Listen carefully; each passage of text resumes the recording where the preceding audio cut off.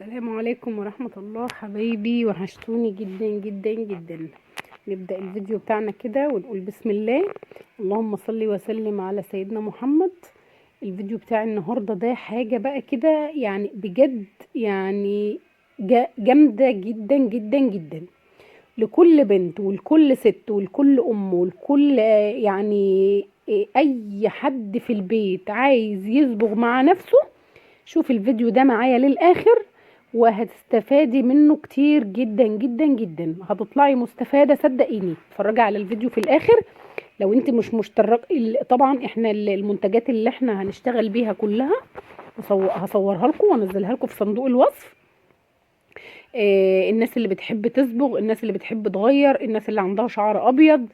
طبعا الشعر اللي معايا النهارده ده، بس قبل ما اتكلم عليه، اللي مش مشترك معانا والاول مره بيتفرج معانا او اول مره بيتفرج علينا في القناه، يا ريت يشترك معانا، ما ينسناش باشتراكه. طبعا الفيديو اللي معايا ده شعر اسود، بس مش ملعوب فيه ولا معمول حنة ولا معمول صبغة ولا معمول اي حاجة، هو اسود بطبيعته.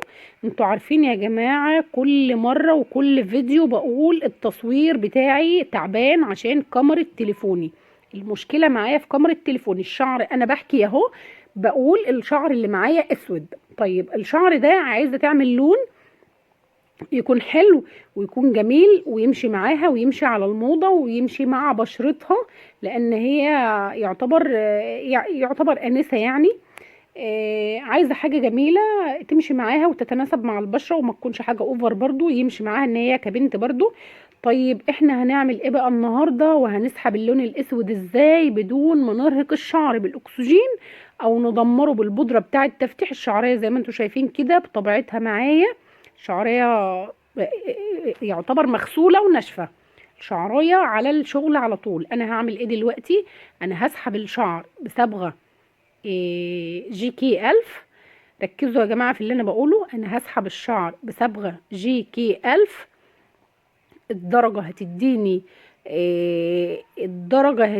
البن اللي هو الشوكولاتة، هتديني البن المحروق، لان الشعراية معايا سودة، مش هتفتح اكتر من كده. بس انا مش هشتغل بالشعر بودرة واكسجين. ركزوا يا جماعة، اسحب اللون ازاي من الشعر الاسود؟ هشتغل بصبغة جيكي درجتها 1000.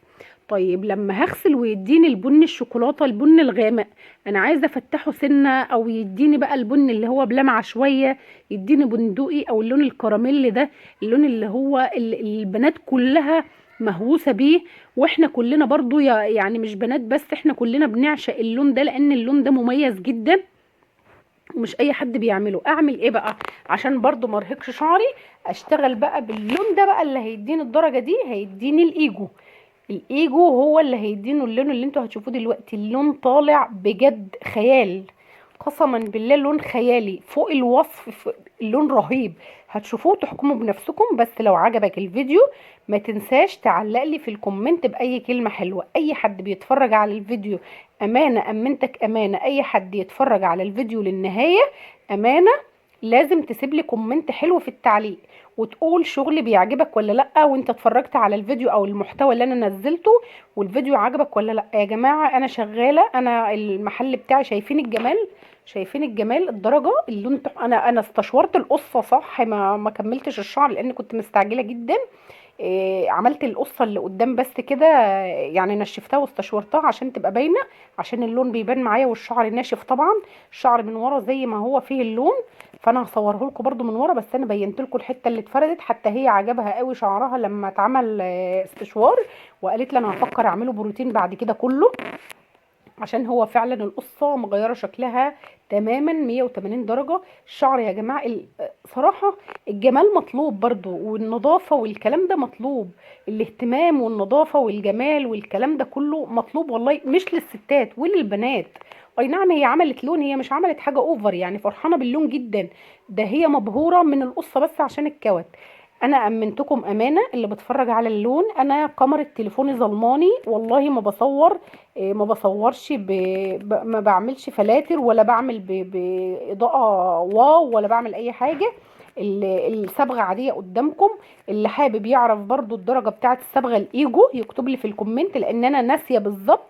هصور لكم الدرجه وانزلها لكم. اللي حابب يعرف الدرجتين هما ايه بالظبط، ايه وايه، او ايه نوع الصبغه اللي انا اشتغلت بيها والخطوات بالظبط، يكتب لي في الكومنت وانا ارد عليه.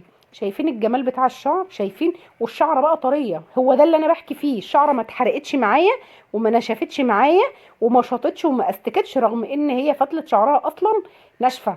بس شوفوا الشعر، شوفوا الحته اللي قدام، اقسم بالله ولا مدهونه ولا اي حاجه. انا امنتكم امانه. سيبوا لي تعليق حلو في الكومنت. اللي حابب يعرف درجه الصبغه يكتب لي برده في الكومنت.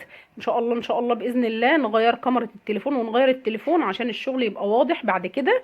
الدرجه جميله جدا، انا شخصيا عجباني. ده كان اللوك بتاعي. اشوفكم في فيديو جديد واشوفكم على خير. سلام.